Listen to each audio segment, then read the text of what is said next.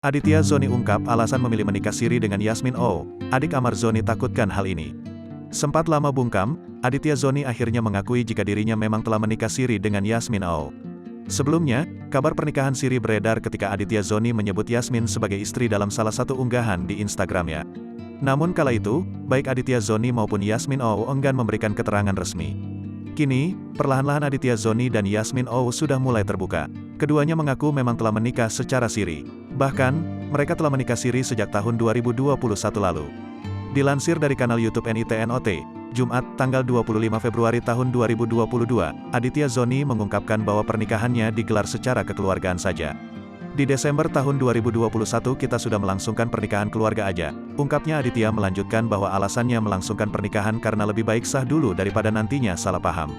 Sehingga pada akhirnya memutuskan untuk melangsungkan pernikahan secara agama dan keluarga.